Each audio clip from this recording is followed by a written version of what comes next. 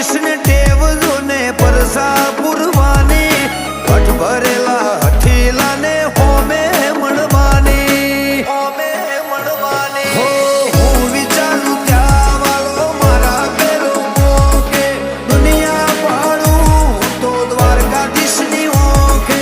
હું વિચારું ત્યાં વાળો મારા પેલો મોકે, દુનિયા પાડું તો દ્વારકાધીશની ઓખે. દ્વારકાધીશની ઓખે. હે મન